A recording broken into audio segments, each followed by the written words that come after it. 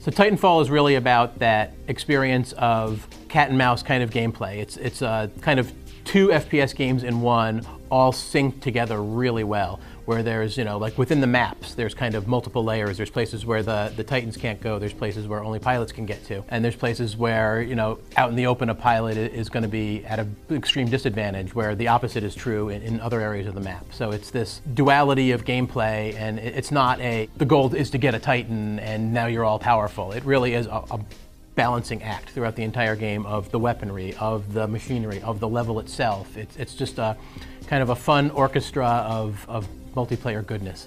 This is a very relatable sci-fi experience. It's not a situation where it's a super glossy environment where everything is shiny and perfect. It's a very dirty, very used kind of future. These machines are not super glamorous. They're actually quite workmanlike and very aggressive and sort of almost tank influenced.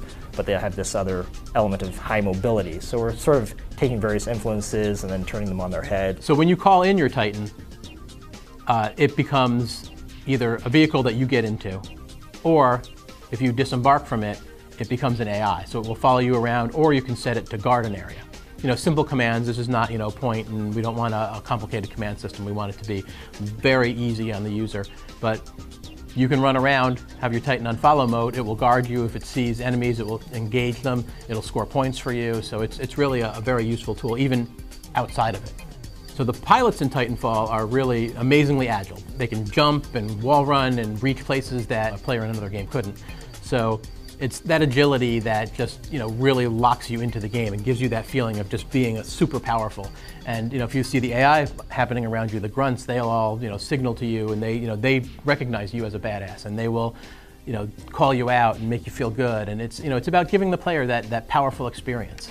The last time I worked on a major multiplayer game or at all was I worked on Call of Duty and Allied Assault mainly in as far as multiplayer went, and those multiplayer experiences were it was kind of a rushed affair. And so I didn't feel like it got enough time or opportunity to really flesh out that experience. So with this is like a great opportunity to try and build on the multiplayer experience and bring a lot of single player experience into that and sort of blend those and see what happens. So the story elements in Titanfall are really there to bring that universe alive.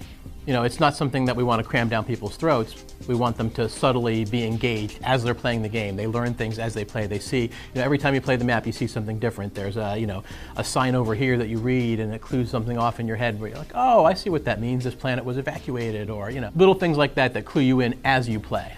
I would say a big influence for that, personally, was just going all the way back to that original monorail ride in Half-Life.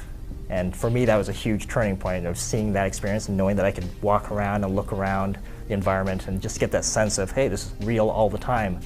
And over time, I just sort of internalized that and I said, we should never go to cutscene if possible. So the general cosmology, if you will, of the universe is that there is a core system of human civilization that's centered around Earth.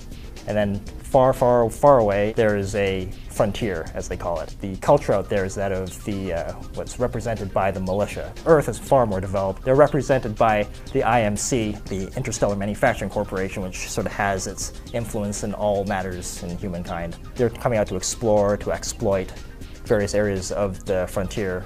That's where the conflict begins. So I think for me, and this is probably different based on everyone on the team you'd talk to, but for me it was making something that is fun and addictive, but new enough that it draws you in and gives you an experience that you haven't had before. Even though a lot of it is familiar, it's new enough that you get locked into it. And then when you go back to other games, you say, oh, it doesn't have this feature. I kind of feel like I'm missing it. Like, to me, when I go and play like another FPS, there are features that I miss because they're not in that game. And it's to me, that's a good indication of we're doing something right.